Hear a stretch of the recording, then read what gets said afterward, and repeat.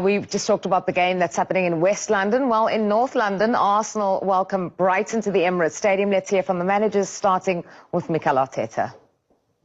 What they've done, I think, over the last 10 years is incredible. And they have different managers, and now Fabian's came in and brought some very different ideas as well. A lot of energy, a really committed team, and look very, very together. A lot of quality. They can play in different ways. They have versatile players, so it's going to be a tough match. We know the issue. The issue is we have to overcome the consistency thing. We have to play for 90 minutes well. We have to understand that it's about scoring goals. It's about defending the goals, doing the small margins right, and not only for 10 or 15 minutes. It's about doing it for 90, 92 minutes, 93 minutes. And I think if we are doing this, we are very difficult to beat. If we're doing this, we can play a good season.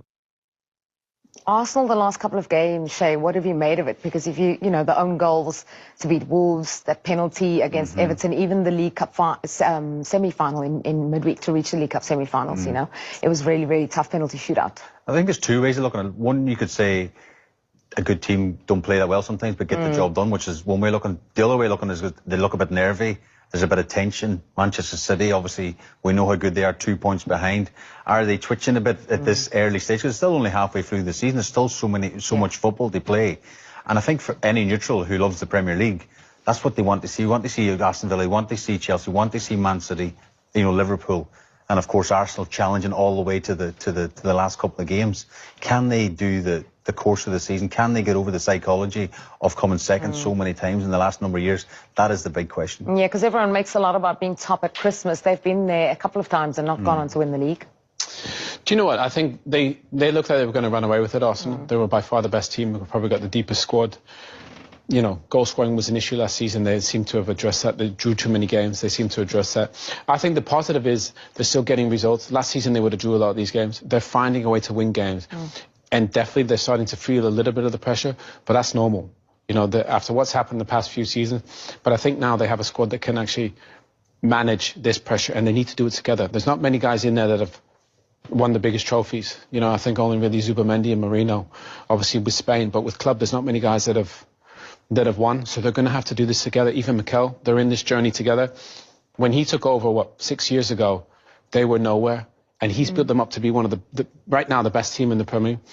But the only way they can get to be one of the best, or one of the Invincibles, is win it. And they're so close, they're so complete. But I think this pressure time right now, they need to find a way to get through it. And I think they are getting through it. Yes, do you think they're psychologically scarred a wee bit because they finished second in the last three seasons? Whatever. Do you know what? I think. Or do you think that's something that they'll use as a strength? I thought they overachieved in many ways, finishing second. I don't think they did it without a striker, without the squad depth. I think now with Gyökeres and Madueke and Eze, I think all of a sudden now they have a squad where they can compete with that. But I do think they're in a good position right now. I think they have virtually everything: the goalkeeper, the back four. But they need to find a way to get through this little blip. They're not playing great, but they're still winning duels, and that is the most important thing. Yeah, you talk about squad depth, but the truth is that back line has really suffered. They've played Christian Norgard at centre-back. They've played Jurien Timber at centre-back as well. They've got 4 first-choice centre-backs, and yet they've not had all 4 of them available. They've certainly not had Gabriel. They've had Saliba out as well. Nkapie's injured now. Mascara's injured. Anyone's going to struggle with that. Yeah, that's true. And maybe you could say they recruited heavily in the forward areas because they've got so many top players going forward, but it's still, I think they've still got enough numbers. Calafiori can play in there, Ben White can even play centre half. There's different options for Arteta to play in that position. And again, I think the midfield in front of that, Declan Rice again, having a phenomenal season. Zubamendi's been great. Zubamendi as well. They've been so powerful in that midfield and attacking areas. You know, you look at Odegaard be missing, you step Eze up to the plate. You know, they've got so many different options. Havertz as they come back into the team as well. Jesus has just come back fit now. They've got so many players. Trossard's underrated, isn't he? Yeah. Trossard under Martinelli's got up with some important goals. I mean, the names and they just go on. And that's what Arteta's done. He's built a great squad. But what you would say, he's been backed. I think he spent nearly £1 billion on this squad of players. You'd like to think he's got strength and depth. But what that does do, Jules, it brings pressure as well. It brings pressure to him to deliver a big trophy. And they're in a strong position now, but still a lot of games to come. Yeah, and just as I mentioned, into the semi-finals of the League Cup now, facing their London rivals, Chelsea, in that two-legged semi-finals. Can they win a trophy? Can they win more than one trophy? Will they? Of course they can. I think they've been one of the best teams in the Champions League as well. And I think what they've got to learn to understand is pressure is a privilege. They've earned the right to have pressure, expectations, but now they just got to finish the job. They can win multiple trophies this season. They got to go over this little hurdle. They're finding a way to win, not pretty, but I think they got to embrace the pressure. If they do, they can have one of the most spectacular seasons they've had ever.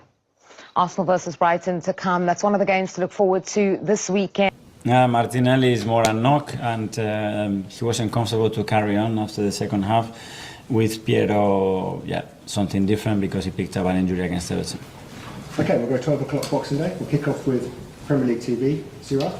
Hello, Hi. Brighton next. Another young manager, Fabian Herzl. What have you made of Brighton's season so far and their style of play? Well, obviously it's a club that I admire a lot, and what they've done, I think, over the last 10 years is incredible.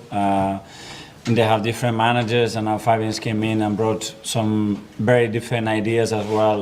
A lot of energy, a really committed team, and look very together. A lot of quality. They can play in different ways. They have versatile players, so